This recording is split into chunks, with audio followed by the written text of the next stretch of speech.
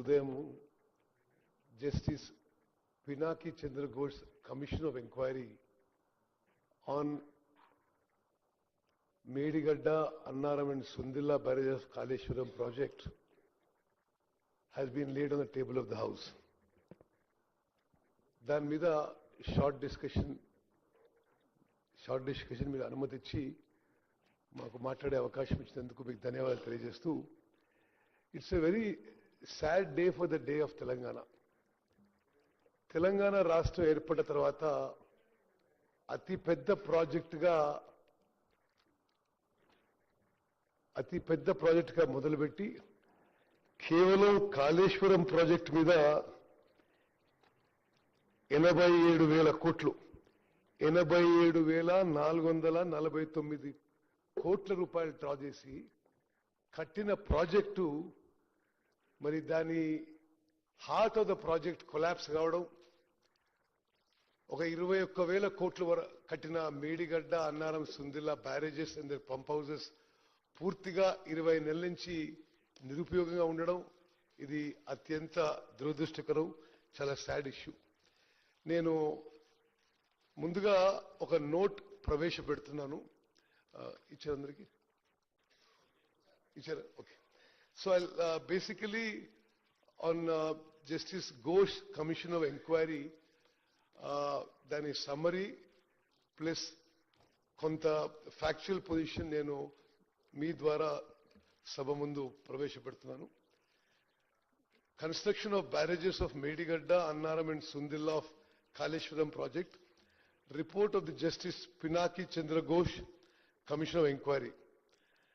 Telangana state was formed by the Congress party to fulfill the aspirations of the Telangana public. Even before, during its 10-year rule from 2004 to 14, the then Congress government initiated and took forward many irrigation projects in Telangana. These projects included the Dr. B.R. Ambedkar Pranahita Chevella Sujala Sevanti scheme, the Mahatma Jyotiba Phule Dumugudam Tail Pond scheme, Jawaharlal Nehru Nettampadu lift irrigation scheme, Rajiv Bhima lift irrigation scheme, Kalvakurti lift irrigation scheme, and the J. Chokkarao Devadula lift irrigation scheme. As far back as 2006, the Congress government under then Prime Minister Manmohan Singh announced a special package for the erstwhile state of Andhra Pradesh, Karnataka and Maharashtra.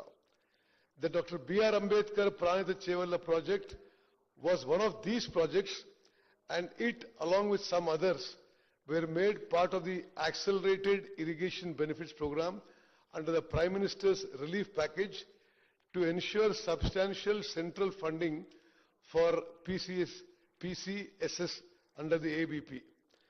The Dr. B.R. Ambedkar Pranahita Chevella project was launched in 2009.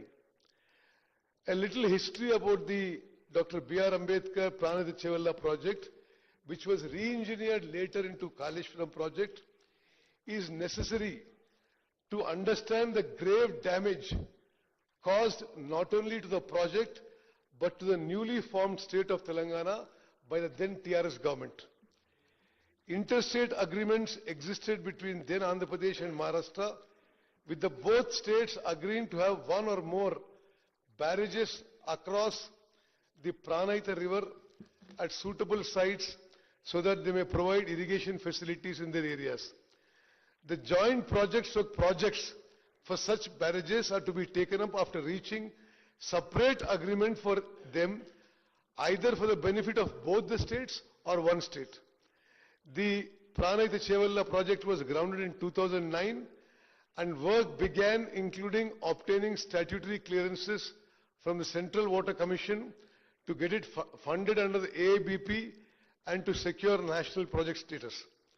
Statutory clearances, that is in principle, hydrological, CGWD, Ministry of Agriculture and interstate matter clearances had been obtained.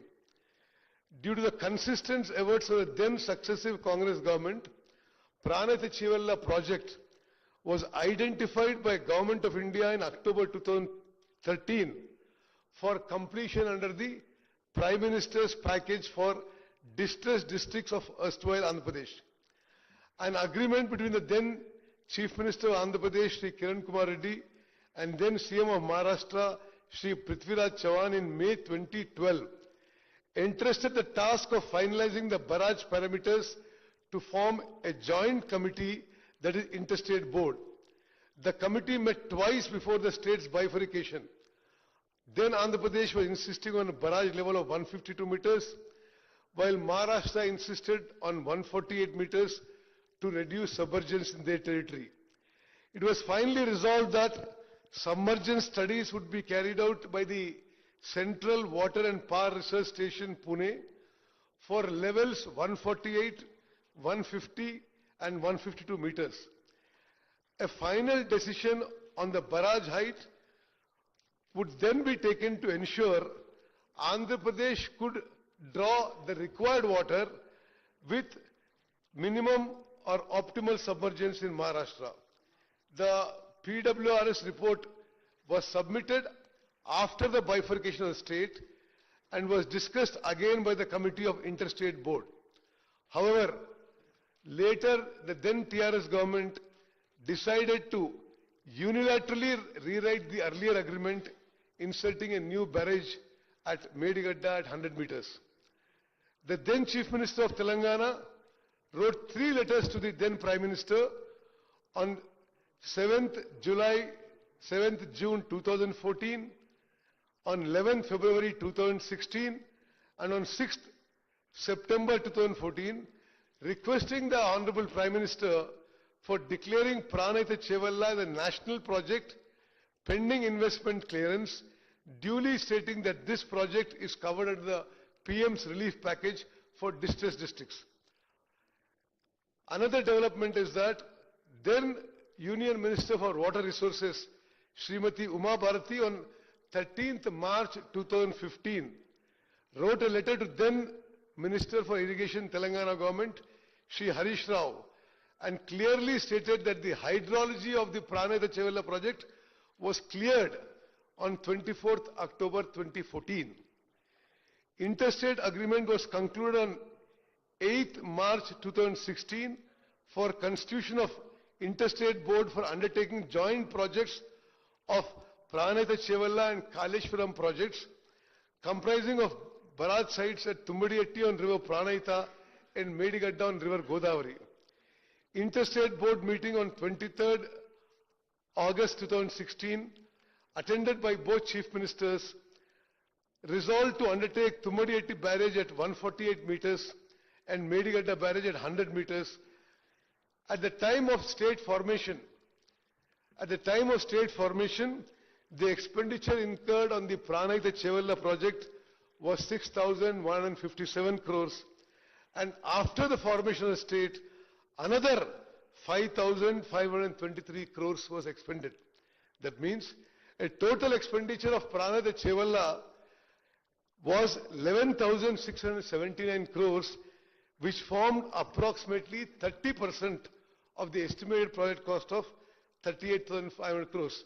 Why I am giving this historical background is, after the then governments had made significant progress, for reasons best known to them, the then TRS government, after an expenditure of 11,600 crores, abandoned the Pranayata Chevalla project totally. Their government constituted a committee of retired engineers dated 21st Jan 2015 with retired engineers whom the then Chief Minister described in the floor of the House that they are very respected and distinguished irrigation experts.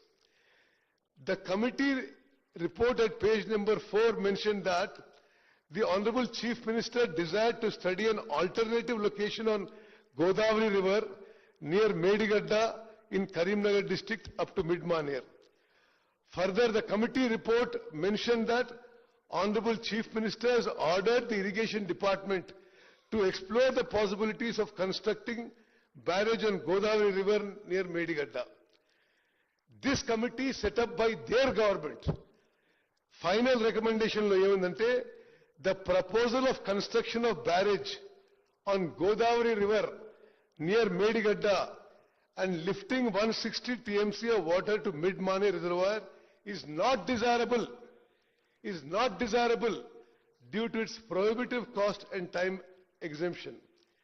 The ENC General submitted a letter to the Judicial Commission that this committee was given to the then Irrigation Minister. The report of Irrigation Engineers Committee, the above committee, concluded with their recommendation that the barrage at Medigadda should not be built was not taken into account while planning the Medigadda barrage. The initial techno-commercial offer of the WAPCOs who did the DPR did not mention the proposal of building a barrage at Medigadda. However, while orders were issued by GO number 212 dated 13th April 2015, with the approval of then Chief Minister, specifically WAPCOs was asked to take up the study and prepare DPR, especially for lift irrigation scheme from Medigadda in Karimnagar district to Mid-Mane Reservoir scheme. It is clear, చాలా స్పష్టంగా ఆ ప్రభుత్వం మేడిగడ్డ దగ్గర barrage కట్టే నిర్ణయం వ్యాప్కోస్ report రాకముందే నిర్ణయం తీసుకుందనే విషయం చాలా స్పష్టంగా రికార్డుల ద్వారా మరి అందరికీ తెలుస్తున్న విషయం మీకు మనం చేస్తున్న స్పీకర్ గారు. The WAPCOs gave their detailed project report on 17th March 2016 without any perusal of the report. 17 జనవరి 2016న WAPCOs రిపోర్ట్ ఇస్తే ఆనాటి ముఖ్యమంత్రి అదే రోజు WAPCOs ఇచ్చిన డిపిఆర్ ఇచ్చిన రోజే మరి మేడిగడ్డ దగ్గర బ్యారేజ్ కట్టడానికి డీటెయిల్ ఎస్టిమేట్స్ చేయమని ఇతర ఆదేశాలు అధికారులకు ఇవ్వడం జరిగింది. There was no examination technically or scrutiny or vetting by Irrigation Department of the WAPCOs DPR before the then Honorable CM gave instructions to go ahead with the DPR and the cost estimate. Accordingly, the then Chief Minister approved GO number 231 dated 1st March 2016 for the Medigadda barrage, and this for a project which started at about 2,600 crores and later went to 4,500 crores did not have the approval of the cabinet. Today, the consequences of this are for all the people of Telangana to see in the collapse of the Medigadda barrage and massive financial burden that has been created in the resources of this new state, severely limiting its efforts to develop and bring prosperity to its citizens. The then government constructed 3 barrages at Medigadda, Annaram and Sundilla with an enormous increase in the project cost. Mari Pranita Chevalla cost to 38,500 కోట్లయితే మరి తర్వాత ఆనాటి TRS ప్రభుత్వము 80,000 కోట్లతో Kaleshwaram project పనులు మొదలుపెట్టింది. CAG report, controller auditor general report 2022లో ఇప్పుడు Kaleshwaram project 1,27,000 కోట్లు దాటొచ్చిన ఫిగర్స్ ఇవ్వడం జరిగింది. ఆ తర్వాత అంచనాల్లో కాళేశ్వరం ప్రాజెక్టు టోటల్ కాస్ట్ 1,47,000 కోట్లు అయ్యే సూచనలు స్పష్టంగా అవపడుతుంది. అంటే 38,000 కోట్లతో అయిపోయే ప్రాణహిత చేవెళ్ల ప్రాజెక్ట్ ని అకారణంగా without any rational logical reason the then government, the then chief minister changed the decision and went in for the costly and non-viable Kaleshwaram project, which is now likely to cost the state 1,47,000 crores. ఇప్పుడు జరిగిన సంఘటన గురించి మనం వస్తే 21 October 2023న అంటే ఆనాడు రాష్ట్రంలో TRS ప్రభుత్వం ఉంది. 6 piers of block 7 of Medigadda barrage collapsed. The concerned assistant engineer filed an FIR in Mahadevpur police station on 22nd October. Now, ఇప్పుడు ఆ బ్యారేజ్ కొలాప్స్ అయ్యే నాటికి ఆ 3 బ్యారేజ్ల వల్ల ఈ రాష్ట్రానికి మరి ఎంత ప్రయోజనం జరిగిందో ఇంత లిమిటెడ్ ప్రయోజనం జరిగిందో కొంత లెక్కల ద్వారా మరి మీ ద్వారా సభకి యావత్ తెలంగాణ ప్రజానీకానికి తెలియజేస్తున్నాం అధ్యక్ష. కాళేశ్వరం ప్రాజెక్ట్ కట్టినప్పుడు సంవత్సరానికి 195 టీఎంసీలు లిఫ్ట్ చేస్తామని చెప్పి పదే గత ప్రభుత్వంలో పెద్ద మనుషులు ప్రకటించారు. 195 టీఎంసీ పర్ ఇయర్. వాస్తవం ఎంత లిఫ్ట్ చేసిండ్రు? ప్రాజెక్ట్ ఇనాగ్రేషన్ 2019 నుంచి ప్రాజెక్ట్ కొలాప్స్ అయ్యే 21 అక్టోబర్ 2023 వరకు టోటల్ 5 ఏళ్లలో సంవత్సరానికి 195 టీఎంసీలు లిఫ్ట్ చేస్తామన్న ప్రాజెక్టులో 5 ఏళ్లు కలిపి టోటల్ లిఫ్ట్ చేసింది 162 టీఎంసీలు.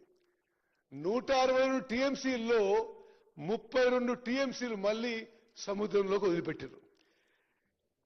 So balance left for irrigation was 130 TMC over 5 years.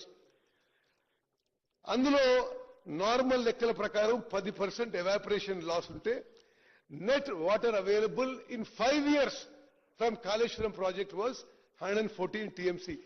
అధ్యక్ష, these are official figures drawn from the irrigation department records. ఇందులో మళ్ళీ 13 టీఎంసీలు కొండపోచమ్మ సాగరు, మల్లన్న సాగరు, రంగనాయక సాగర్ లో స్టోరేజ్ గా ఉన్నాయి. అంటే టోటల్ 5 ఏళ్లలో మరి 1,00,000 కోట్లతో కట్టిన కాళేశ్వరం ప్రాజెక్టు ద్వారా తెలంగాణ రాష్ట్రానికి ఉపయోగపడ్డ నీళ్లు 101 టీఎంసీ. అంటే సంవత్సరానికి 20.23 టీఎంసీ. అధ్యక్ష, 38,000 కోట్లతో పూర్తయ్యే ప్రాణహిత చేవెళ్ల ప్రాజెక్ట్ పక్కన పెట్టి 1,47,000 కోట్లతో కాళేశ్వరం ప్రాజెక్టు మొదలుపెట్టి 1,00,000 కోట్లు ఖర్చు పెట్టిన తర్వాత 5 ఏండ్ల ప్రాజెక్ట్ లో 195 టీఎంసీలు పర్ ఇయర్ 34 లక్షల ఎకరాలు వస్తాయన్నారు వీళ్ళు. 34 లక్షల ఎకరాలు వస్తాయని చెప్పారు. 18 లక్షల ఎకరాలు కొత్త ఆయకట్టు, 16 లక్షల ఎకరాలు స్టెబిలైజేషన్ అని చెప్పడం జరిగింది. వాస్తవంగా 5 ఏండ్ల పాటు వచ్చిన నీళ్లు 101 టీఎంసీ. అంటే సంవత్సరానికి 20.2 టీఎంసీలు. అంటే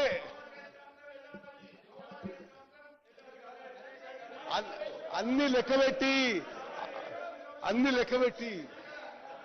హరీష్ రావు గారు, అంటే మీకు అవకాశం వచ్చినప్పుడు మీరు చెప్పండి. అవకాశం వచ్చినప్పుడు చెప్పండి. స్పీకర్ గారు, అంటే 1,00,000 కోట్లు ఖర్చు పెట్టి ఆ 1,00,000 I'm not yielding speaker sir, I'm not yielding. 1,00,000 కోట్లు ఖర్చు పెట్టి సంవత్సరానికి కొత్త ఆయకట్టు, కొత్త ఆయకట్టు 1,00,000 ఎకరాలు కూడా రాలేదు. స్టెబిలైజేషన్ ఇంకో 1,00,000 ఎకరాలంటే మొత్తం కలిపి 1,00,000 కోట్లు ఖర్చు పెట్టి 2 లక్షల ఎకరాలకు కూడా నీళ్లు సరిగ్గా ఇవ్వలేకపోయింది. 1,00,000 కోట్లు ఖర్చు పెట్టిన ప్రాజెక్టు 4 ఏళ్లలో కూలిపోయింది. అధ్యక్ష, స్వతంత్ర భారతదేశంలో ఇంత పెద్ద man made disaster, financial disaster ఏ రాష్ట్రంలో కూడా జరగదని చెప్పి నేను మనం చేస్తున్నా. మరి అధ్యక్ష, స్పీకర్ సార్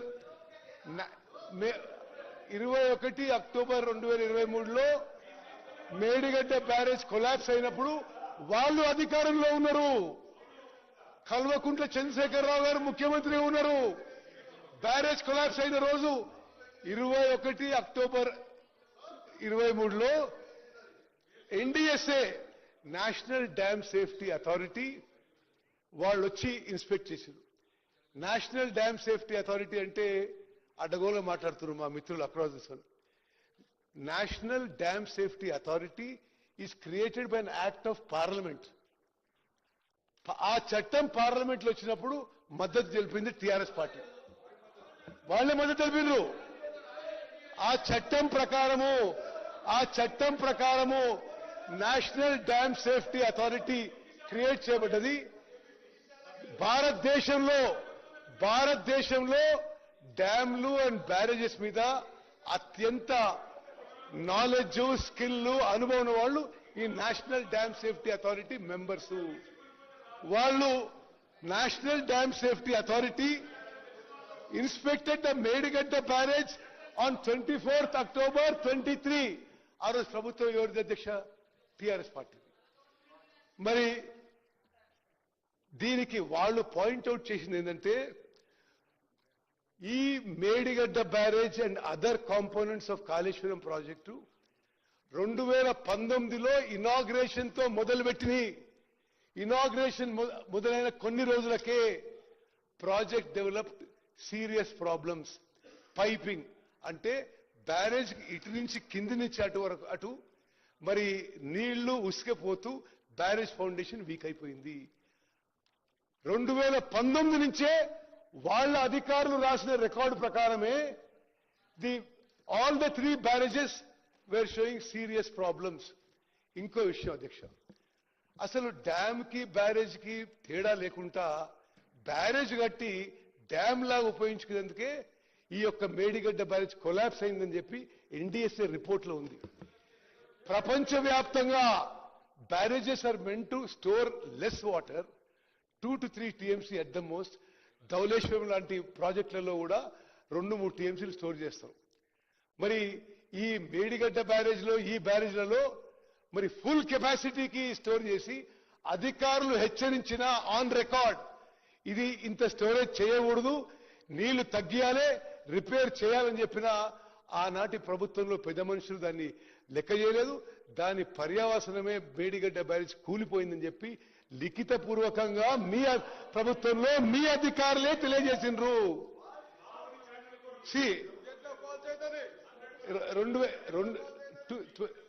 2022 14th April కి ఆనాటి ఇంజనీరింగ్ చీఫ్ మురళీధర్ రావు గారు, ఆనాటి ఇంజనీర్లు వాళ్ళేమన్నారంటే ఇమ్మీడియట్ గా ఈ బ్యారేజ్లకు రిపేర్స్ చేపట్టాలి, లేకపోతే ఫ్యూచర్ లో ప్రమాదం అని. బట్ ఆనాటి మరి పెద్దలు అసలు లెక్క చేయలేదు, ఆ బ్యారేజ్లు నింపెట్టేసిండ్రు, అది కూలిపోయింది. అదేవిధంగా national dam safety authority expert committee ఎవరైతే ఈ మేడిగడ్డ బ్యారేజ్ కొలాప్స్ వచ్చిందో అనేక సందర్భాల్లో నేను కూడా వాళ్ళతో ఇంటరాక్ట్ అయిన అధ్యక్ష. Undoubtedly they are the country's experts on dams and barrages.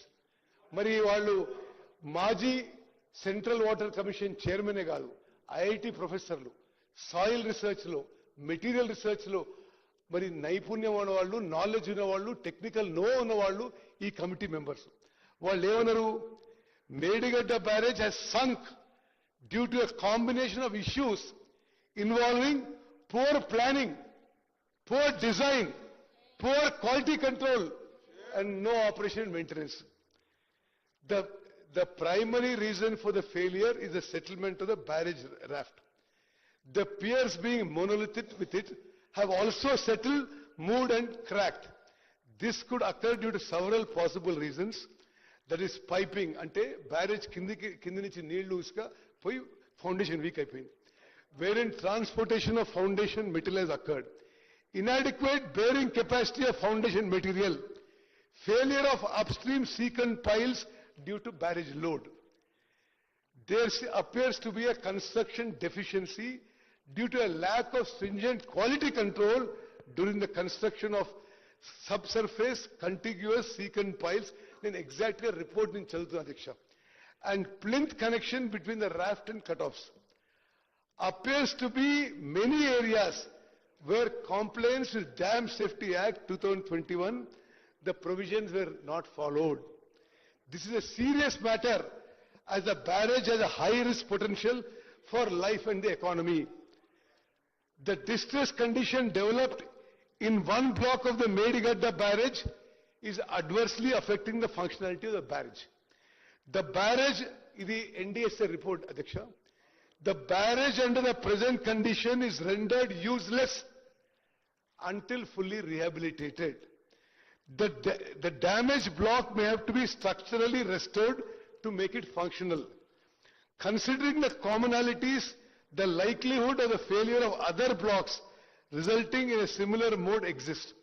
This would warrant rehabilitating the whole barrage. అదేవిధంగా చాలా స్పష్టంగా నేషనల్ డ్యామ్ సేఫ్టీ అథారిటీ వాళ్ళు ఇచ్చిన మరి main objection filling the reservoir in the present condition would worsen the barrage's health and should not be resorted to. మేము NDSA అభిప్రాయం మేరకు 21 October 2023లో barrage collapse అయింది. మేము అధికారంలో వచ్చింది 7th డిసెంబర్ 2023. మేము వచ్చిన తర్వాత 3 బ్యారేజీలో నీటి నిల్వ చేయలేదు. చెయ్యకపోయినా అధ్యక్ష, దయచేసి సభ్యులందరూ గమనించాలి, వాళ్ళు మాట్లాడితే కాళేశ్వరం నీళ్లను మేము మేడిగడ్డ అన్నారం సుందిల్లా చుక్క నీళ్లు నిల్వ చేయకున్నా, కాళేశ్వరం నీళ్లు ఉపయోగించకున్నా, highest ever kharif crop was last kharif. Record స్థాయిలో పంట పండింది, రికార్డు స్థాయిలో మరి వ్యవసాయం కింద ఎక్కడి వచ్చింది. బికాస్ అంతకు ముందు మీరు అబద్ధాలు చెప్పారు కాబట్టే ఇది. కేటీఆర్ గారు అధ్యక్ష కేటీఆర్ గారు అధ్యక్ష కేటీఆర్ గారు అధ్యక్ష కేటీఆర్ గారు ప్లీజ్ అధ్యక్ష ప్లీజ్ అధ్యక్ష ప్లీజ్ స్పీకర్ సార్, మీకు అవకాశం వచ్చినప్పుడు మాట్లాడండి. మీకు అవకాశం వచ్చినప్పుడు మాట్లాడండి. మీకు అవకాశం వచ్చినప్పుడు మాట్లాడుకోండి. నోట్ చేసుకోండి. మీకు అవకాశం వచ్చినప్పుడు మాట్లాడండి. నోట్ చేసుకోండి. మీకు అవకాశం వచ్చినప్పుడు మాట్లాడండి. మంత్రి గారు మాట్లాడండి.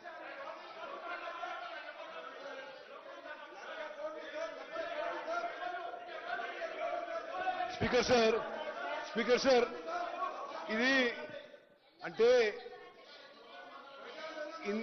అసలు ఇంత సీరియస్ ఇష్యూ వాళ్ళ రెస్పాన్స్ చూసి అసలు రాష్ట్రంలో అందరు ప్రజలు కూడా గమనిస్తారు. మీ వల్ల మీ హయాంలో ప్రాజెక్ట్ కట్టిండ్రు, మీరు డిజైన్ చేసిండ్రు, మీ కన్స్ట్రక్షన్ చేసిండ్రు, మీ హయాంలో ప్రాజెక్ట్ కూలిపోయింది. అసలు ప్రాజెక్ట్ మాకు తెలియదంటే అవును, వాళ్ళ హయాంలోనే ప్రాజెక్ట్ కట్టడం జరిగింది, వాళ్ళ హయాంలోనే కూలిపోయింది. ప్రాజెక్ట్ కూలిపోయిన ఆ తర్వాత ఖరీఫ్ పంటలో, యాసంగి పంటలో రికార్డు స్థాయిలో తెలంగాణ రాష్ట్రంలో highest ever agriculture acreage, highest ever paddy production. భారత ప్రభుత్వం నుంచి తెలంగాణ రాష్ట్రం భారతదేశంలో నెంబర్ 1 ప్యాడీ ప్రొడ్యూసింగ్ స్టేట్ అని ఆఫ్టర్ మేడిగడ్డ బ్యారేజ్ కొలాప్స్ అయిన తర్వాత అని చెప్పి నేను మనం చేస్తున్నాను. అదేవిధంగా అధ్యక్ష సార్ మీరు మాట్లాడదు దాని వెనక vigilance commissioner regarding Medigadda enquiry noted that Vigilance Commissioner noted that there is no IS code, Indian Standard Code existing for secant pile cutoff. There are IS codes for Z-type sheet piles, RC diaphragm cutoffs for structures originally proposed in DPR. DPR లో ఒక foundation propose చేస్తే వీళ్ళు కట్టింది వేరే foundation తోని. Okay, during course of execution of works if any new item of works are required, ఇది vigilance commissioner report. During course of execution of works if any new item of works are required, they shall be awarded to the work executing contractor, duly checking the contractor's competence in execution of such similar works. The previous work experience of agency in executing similar work was not verified. Vigilance and Enforcement has submitted this to the Commission of Inquiry. ఇది ఈ నిర్ణయం ఎట్లా జరిగింది? Project execution మొదలైన తర్వాత 9 జనవరి 2017న ఒక meeting లో, ఆనాటి ఇరిగేషన్ మంత్రి చైర్ చేసిన మీటింగ్ లో decision was taken that led to replacement of originally proposed diaphragm walls, Z type sheet piles with secant pile cut offs. మరి మా ప్రభుత్వం వచ్చిన తర్వాత ఇంత పెద్ద నష్టం జరిగిన తర్వాత 1,00,000 కోట్లు ఖర్చు పెట్టి ప్రాజెక్టు నిరుపయోగంగా ఉంది. 21,000 కోట్లయితే స్ట్రేట్ అవే నష్టం.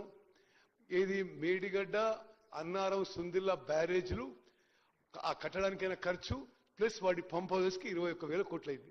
అది పూర్తిగా మరి అసలు ఉపయోగంలో లేదు. ఇప్పుడు మా ప్రభుత్వం వచ్చిన తర్వాత పూర్తిగా ఈ విషయాన్ని పారదర్శకంగా మరి ఒక ప్రజాస్వామ్య పద్ధతిలో నిజం తెలుసుకోవాలనే ఉద్దేశంతో మా ప్రభుత్వం justice Shri Pinaki Chandra Ghosh, former judge of West Bengal high court, former Chief Justice of Andhra Pradesh High Court, former Judge of the Supreme Court, first Lokpal of India, one of the most distinguished judges of India. We appointed him, we requested him as a commission of inquiry to conduct judicial inquiry on certain allegations of irregularities and embezzlement of public funds by corrupt practices in constructing the barrages of Medigadda, Annaram and Sundilla of Kaleshwaram project. This GO was issued by us in March 2024. The terms of reference given to the judge were to inquire into the negligence, irregularities and lacuna in planning, designing and construction of Medigadda, Annaram and Sundilla barrages. To inquire into the manner of award and execution of contract, including but not limited to deviations in the contract and following a strict financial discipline in the execution of such contract. To inquire into the negligence and lacuna in operation and maintenance of 3 barrages by the agencies concerned and the department, thereby leading to major damage to structure. To inquire into the quality control and monitoring aspects, negligence and other malpractices by the agencies to contractors and department. To inquire, identify and fix up responsibility for any authority or political or executive official who extended undue favors to the agencies through contractors in terms of allowing unjustified extension of time, wrong completion of work certificate, premature releasing of bank guarantee and such other matter. The commission shall fix responsibilities for the lapses identified by during its inquiry into the above matters and financial implications on the lapses identified. Adhyaksha, this judicial commission headed by a Supreme Court judge, వాళ్ళు చాలా పారదర్శకంగా following the due judicial process, they have gone about doing this inquiry. వాళ్ళు both state and national papers లో కంటిన్యూస్గా advertisement ఇచ్చిండు. ఈ project గురించి ఈ విషయం మేము ఎంక్వైరీ చేస్తున్నాం, మీకేమైనా చెప్పదలుచుకుంటే ఎవరైనా సరే ఈ ప్రాజెక్ట్ గురించి ఏమైనా వచ్చి మాకు స్టేట్మెంట్ ఇవ్వండి అని చాలా పారదర్శకంగా వాళ్ళు they went forward. The commission also visited the Medigadda barrage, Annaram barrage and Sundilla barrage. Pursuant to such public notice, affidavits have been filed by nearly 110 members, including general public, NGOs and officials. Total number of people examined was 119, including the then Chief Minister Shri K. Chandrasekhar Rao Garu, then Irrigation Minister Shri T. Harish Rao Garu, then Finance Minister Shri Eatal Rajendra Garu. After giving everybody a fair chance, giving a fair inquiry, a transparent inquiry, the Commission of Inquiry submitted report on 31st July to the government. Our government, on receiving the report, immediately formed a committee of 3 senior IAS officers to study the Commission's report and submit a summary to the Cabinet. The matter was placed before the Cabinet on 4th August 25. The Cabinet has resolved, దయచేసి ఈ సభలో ఉన్న సభ్యులందరూ గమనించాలి, రాష్ట్ర ప్రజలు గమనించాలి. అసలు మేము ఏ మాత్రం కక్ష సాధింపు ధోరణితో పోలేదు. ఒక పారదర్శకంగా నిజం తెలవాలని ధోరణితో ముందుకు పోయినాము. జరిగిన తప్పులు, జరిగిన నష్టం గురించి నిజం తెలవాలి అనే ఉద్దేశంతో మా ప్రభుత్వం ముందుకు పోయింది. క్యాబినెట్ లో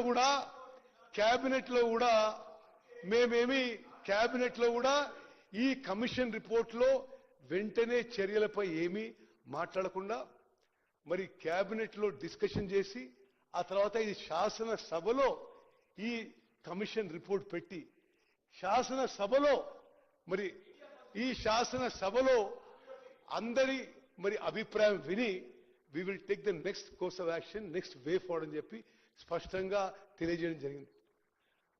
ఒక supreme court judge led commission of ఎంక్వైరీకి ప్రతిపక్షంలో ఉన్న పెద్ద మనుషులు చేసిన తప్పు సరిపోయినట్టుగా ఒక సుప్రీం కోర్ట్ జడ్జ్ లెడ్ ఆ కమిషన్ ఎంక్వైరీని కాంగ్రెస్ కమిషన్ అంటారండి. మీరు ఏమేం మాట్లాడతారండి?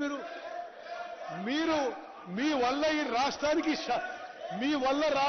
శాశ్వతంగా నష్టం జరిగింది. మీ వల్ల రాష్ట్రానికి శాశ్వతంగా నష్టం జరిగింది. మరి the cabinet, the speaker sir, the cabinet resolve అంటే ఏమాత్రం కక్ష సాధింపు అనే ధోరణి లేకుండా ఒక డెమోక్రటిక్ వేగా, ఒక పారదర్శకంగా, ఒక fair and neutral Vega cabinet చేసిన తీర్మానం ఏంటంటే resolve to accept the report of the Commission of Inquiry, further resolve to place the same before Assembly for discussion. మేమేమో పూర్తి రిపోర్టు అసెంబ్లీలో పెట్టి చర్చించాలంటే ఈ పెద్ద మనుషులు కోర్టుకు పోయి ఆ రిపోర్టు మీద స్టే అడిగినరు, అసెంబ్లీలో రిపోర్ట్ పెట్టదని అడిగిందని చెప్తే మరి ఎవరు దాచిపెడుతుందో ఒక్కసారి మీరు ఆలోచించాలి.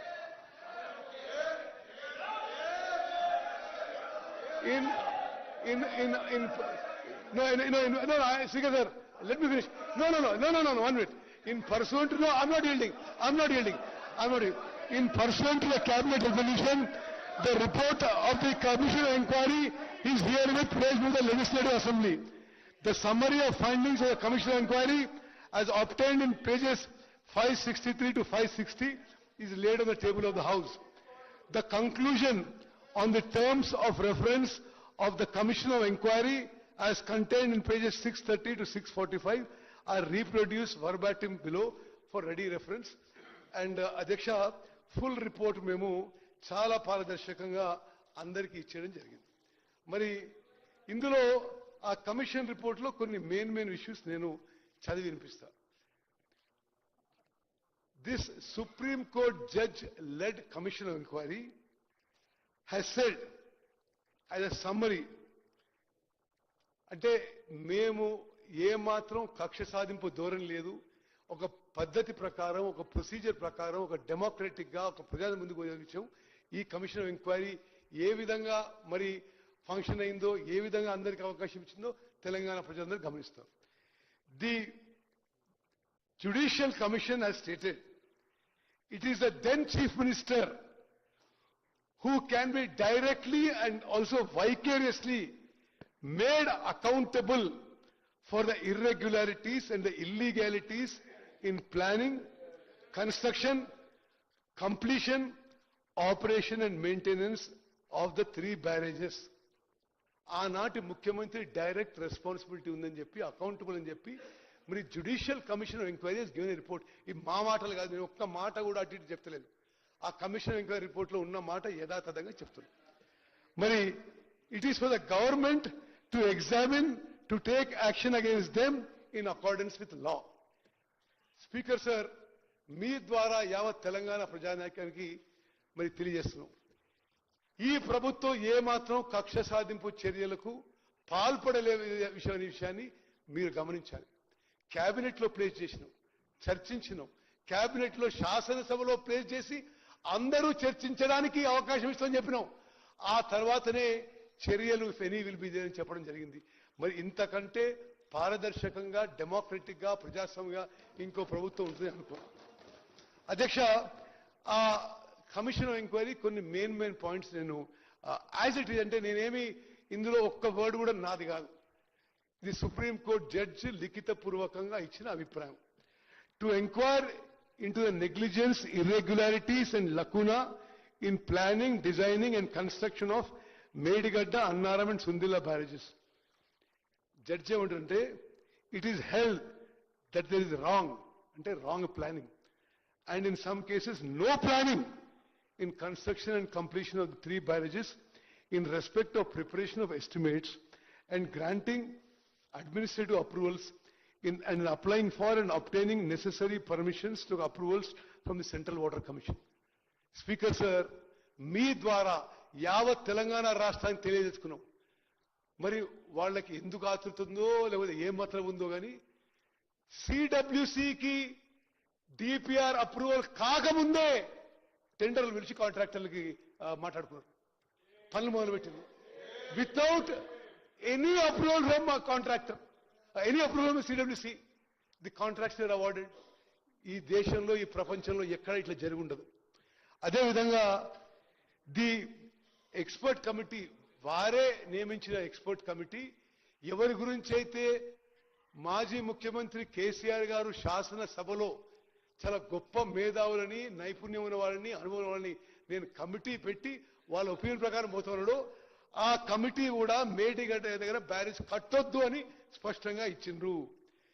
దెన్ వీళ్ళు ఏమన్నారు, ది తుమ్మిడేటి దగ్గర నీళ్ళు లేవు, అందుకోసమే మేడిగడ్డ దగ్గర కడుతున్నాం అని చెప్పినారు. ఆ రోజు కానీ తర్వాత కానీ జ్యుడిషియల్ కమిషన్ అన్ని రికార్డ్స్ పరిశీలించి the alleged non availability of water at Tummidihatti is not correct and not the genuine reason for construction of barrage of Medigadda. అంటే తుమ్మడిగట్టి దగ్గర మీరు నీళ్ళు లేవని మేడిగడ్డకి షిఫ్ట్ చేసిండ్రు. మీరు చెప్పిన కారణాలు కరెక్ట్ కాదు, తుమ్మడిగట్టి దగ్గర కూడా నీళ్లు ఉన్నాయి, మీరు అబద్ధాలు చెప్పిందని చెప్పి జ్యుడిషియల్ కమిషన్ లిఖితపూర్వకంగా పేర్కొన్నది. మరి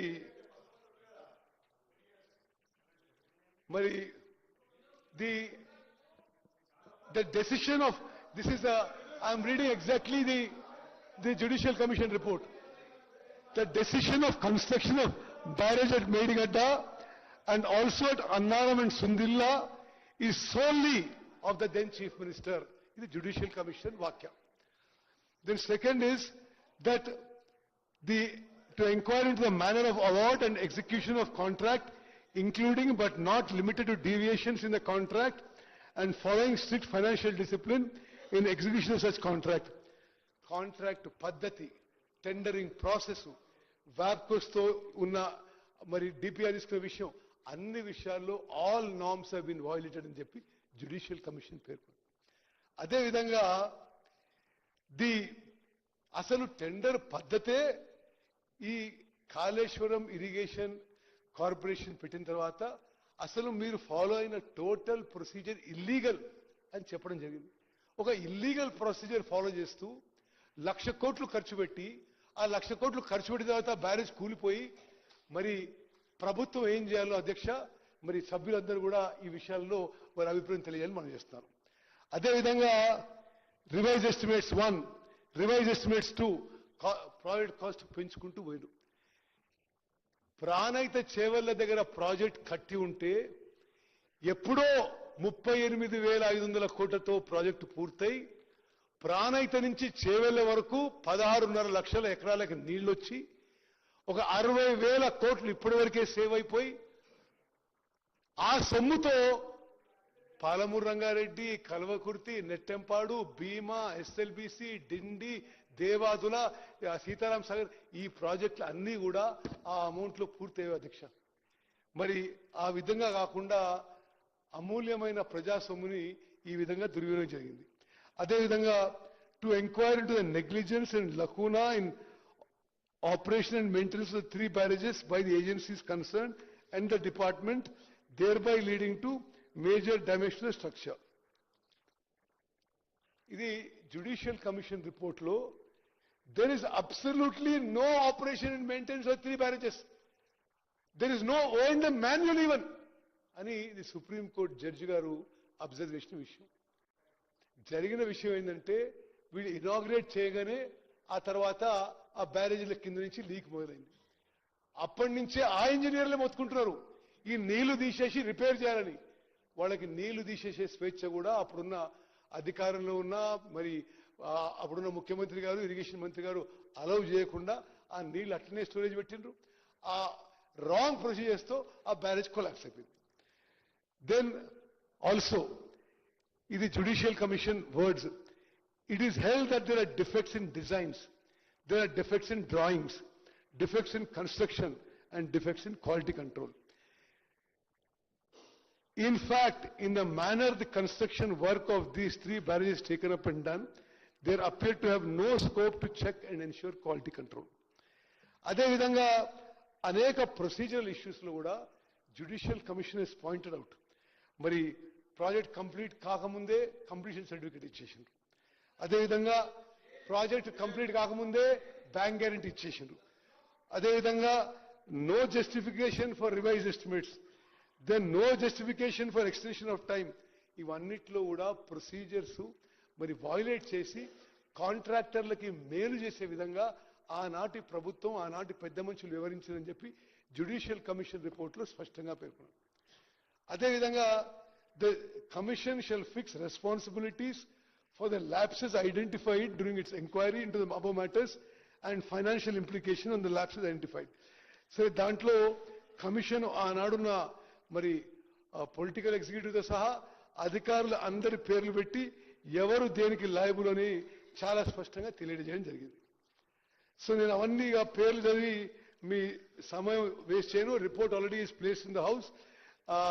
all the engineers and IAS officers and the political executive, all their names are there. In this Judicial Commission report, the then Chief Minister has been directly held accountable and responsible for the collapse of the Medigadda barrage. The then Irrigation Minister has also been held responsible for lapses, and the then Finance Minister also has been held responsible for the lapses. Mari Adhyaksha, Prabhutvamu ఈ విషయాన్ని ఇంత పారదర్శకంగా 660 పేజీల report మీ అందరికీ ముందు తీసుకొచ్చి ఈ శాసనసభ represent the house, represent the state, 4 కోట్ల ప్రజల యొక్క ప్రతిబింబం కాబట్టి ఈ సభలో ఆ రిపోర్ట్ ప్లేస్ చేసి వే ఫార్వర్డ్ నెక్స్ట్ స్టెప్ తీసుకోవాలని ప్రభుత్వం నిర్ణయించింది. అధ్యక్ష నేను కొన్ని ఫిగర్స్ చెప్తే మీరు ఆశ్చర్యపోతారు. ఇది మాటి మాటికి వాళ్ళు పదే పదే కాళేశ్వరం ప్రాజెక్టు వల్ల నీళ్ళు వచ్చినాయి, కాళేశ్వరం ప్రాజెక్టు నీళ్ళు వచ్చినాయని చెప్పి 10 ఏళ్ల పాటు ఒక అబద్ధము ప్రచారం చేసుకున్నారు. ఇది పచ్చి అబద్ధము. నేను మీకు ఫిగర్స్ చదువుతాను. These figures are from the records of government of India and government of Telangana including in your time. మరి అంటే మేడిగడ్డ బ్యారేజ్ నుంచి నీళ్లు లిఫ్ట్ చేసుకున్నప్పుడు ఎంత ఎకరేజ్, ఎంత ప్యాడీ ప్రొడక్షన్, కొలాప్స్ అయితే అయిన తర్వాత ఎంత అని. మరి 2021-22లో ఖరీఫ్ పంటలో 58 లక్షల ఎకరాలు, మరి రబీ పంటలో 31 లక్షల ఎకరాలు, మొత్తం 90 లక్షల ఎకరాలు. అదేవిధంగా 2022-23లో 115 లక్షల ఎకరాలు, 2023-24లో 115 లక్షల ఎకరాలు. మరి మేము అధికారంలో వచ్చిన తర్వాత మేడిగడ్డ, సుందిల్లా, అన్నారం బ్యారేజ్ నుంచి ఒక్క చుక్క నీళ్లు ఉపయోగించకుండా మా హయాంలో ఖరీఫ్ అండ్ యాసంగి కలిపి 121 లక్షల ఎకరాలులో వరి వండిందని చెప్పి మేము చాలా సంతృప్తితో, సాటిస్ఫాక్షన్తో మనం చేస్తాం. అదేవిధంగా అధ్యక్ష, amount of paddy production before Medigadda collapse, Medigadda నుంచి మేము నీళ్లు తీసుకొచ్చి మరి అక్కడి నుంచి ఇక్కడ మొత్తం కాళేశ్వరం నీళ్లు నింపేస్తామని చెప్పారు. మరి మేడిగడ్డ కూలిపోయి మేడిగడ్డ, అన్నారం, సుందిల్ల నిరుపయోగంగా 20 నెలల నుంచి ఉన్నాయి. మరి నిరుపయోగంగా ఉండంగా ఎంత వరి వండిందో నేను లెక్కలు చెప్తున్నా. మరి వాళ్ళ అధికారంలో ఉన్నప్పుడు 21-22లో 186 లక్షల మెట్రిక్ టన్నులు, 22-23లో 238 లక్షల మెట్రిక్ టన్నులు, 23-24లో 253 లక్షల మెట్రిక్ టన్నులు.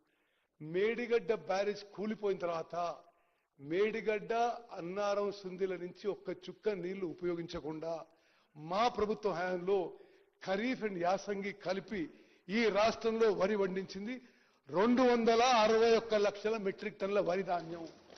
ఇది భారతదేశంలోనే రికార్డు, తెలంగాణలో రికార్డు, ఉమ్మడి ఆంధ్రప్రదేశ్లో రికార్డు. 29 రాష్ట్రాల్లో ఇంత వరి పంట ఒక సంవత్సరంలో ఎన్నడూ పండని విషయం కూడా నేను మనం చేస్తాను. మరి అదేవిధంగా మరి అధ్యక్ష, మరి మనం ప్రభుత్వంలో ఉన్నప్పుడు we are holding the people's mandate for 5 years. ఖర్చు పెట్టే ప్రతి పైసా చాలా బాధ్యతతో చేయాలి. వాళ్ళు పూర్తిగా బాధ్యతారహితంగా, అసలు జ్యుడిషియల్ కమిషన్ మాటల్లో అబద్ధాలు చెప్పి తుమ్మడియట్టు నుంచి మేడిగడ్డకి మరి ప్రాజెక్టు షిఫ్ట్ చేయడం జరిగింది. అప్పుడు కూడా ఏమన్నారు, తుమ్మడియట్టు దగ్గర కూడా కడతామని చెప్పినారు, కట్టలేదు. తుమ్మడియట్టు దగ్గర కట్టలే, మేడిగడ్డ దగ్గర కట్టింది, అది కూలిపోయింది. మరి అధ్యక్ష, ఈ decision to shift from Tummidihatti to Medigadda ఈ రాష్ట్రానికి శాశ్వతంగా నష్టం చేసే విధంగా మరి వాళ్ళ నిర్ణయాలు వాళ్ళ యాక్షన్స్ అనే విషయం కూడా యావత్ తెలంగాణ ప్రజలు గమనించారు. అదేవిధంగా మరి ఈ తుమ్మడిహట్టి నుంచి ప్రాణహిత చేవెళ్ళకి ఆ మేడిగడ్డకి షిఫ్ట్ చేయడంలో వాళ్ళు చెప్పిన ఏ కారణం కూడా ఏది కూడా మరి it is not a logical reason అధ్యక్ష. అదేవిధంగా మరి నేను మీకు అగ్రికల్చర్ ప్రొడక్షన్ గురించి చెప్పిన ఒక విషయం మీకు ఈ ఈ ఈ రెండు ప్రాజెక్టులో కొంత కంపారిజన్ ఇవ్వాలి. ప్రాణహిత చేవెళ్లలో ప్రాజెక్టు కట్టి ఉంటే ఆల్రెడీ 38,000 కోట్లలో 11,000 కోట్లు ఖర్చు అయింది, పని అయింది, 30% పని అయింది. అంటే ఇంకో 66% పని అయితే ఈరోజు 16.5 లక్షల ఎకరాలు మరి ప్రాణహిత నుంచి చేవెళ్ల వరకు నీళ్లు వచ్చే వ్యవసాయానికి, హైదరాబాద్ డ్రింకింగ్ వాటర్ వచ్చేది, మరి అదేవిధంగా ఇండస్ట్రియల్ యూస్కి వాటర్ వచ్చేది. అది వాళ్ళు వదిలిపెట్టేసిండ్రు. మరి మీకు కొన్ని విషయాలు చెప్పాలి అధ్యక్ష, మీ ద్వారా యావత్ తెలంగాణ ప్రజానీకం తెలవాలి. ప్రాణహిత చేవెళ్లలో ప్రాజెక్టులో 70 కిలోమీటర్లు గ్రావిటీతో వచ్చిన తర్వాత కేవలం 19 మీటర్ల లిఫ్ట్ ఉన్నది.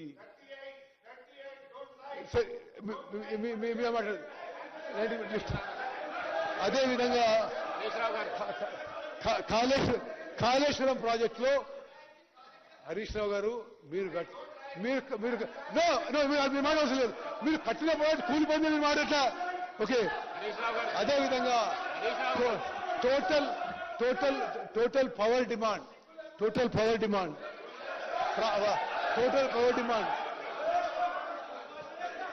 అధ్యక్ష సాధారణంగా ఎవరైనా తప్పు చేస్తే దానికి సిగ్గుపడతారు.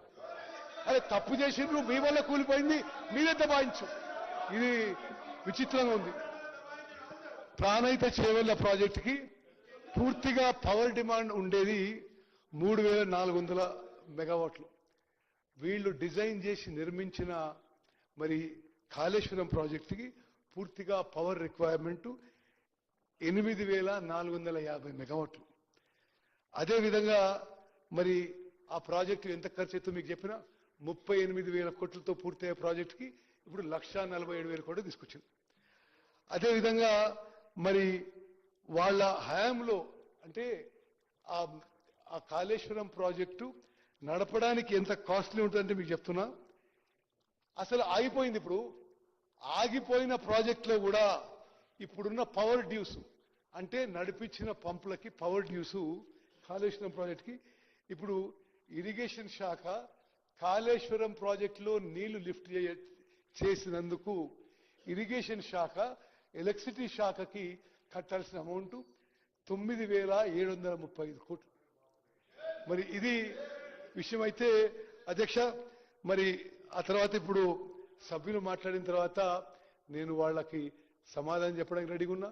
ఈ విషయంలో ఈ రాష్ట్ర చరిత్రలోనే ఇది అత్యంత దురదృష్టమైన సంఘటన.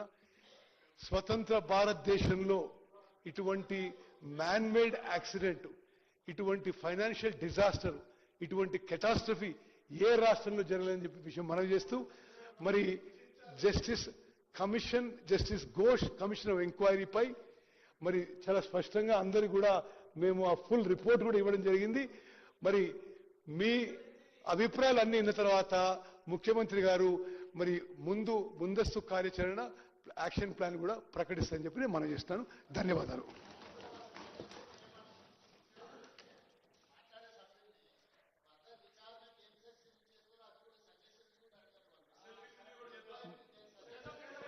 సరే మరి స్పీకర్ సార్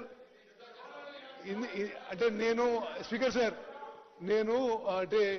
నేనేమి గొప్ప చెప్పుకోవడం కానీ నేను ఒక ఎలక్టెడ్ రిప్రజెంటేటివ్ 7 సార్లు గెలిచిన ఇంత పారదర్శకంగా, ఇంత ట్రాన్స్పరెంట్ గా, ఇంత డెమోక్రటిక్ గా ఏ ప్రభుత్వం ఉండదు. మీ అభిప్రాయం కూడా తెలియజేయండి. ఆ తర్వాత మొత్తం డిబేట్ తర్వాత మరి ప్రభుత్వం యొక్క వే ఫార్వర్డ్ యాక్షన్ ప్లాన్ ప్రకటిస్తాం. శ్రీ హరీష్ రావు గారు. ఫస్ట్ మాకే ఇస్తారు సార్. థ్యాంక్ యూ 30 నిమిషాలు టైం. సార్. ప్రతి స్పీకర్ సార్. ప్రతి పార్టీ నుంచి స్పీకర్ సార్. ప్రతి పార్టీ నుంచి ఒక్కరికి అవకాశం. Speaker sir. 30 నిమిషాలు.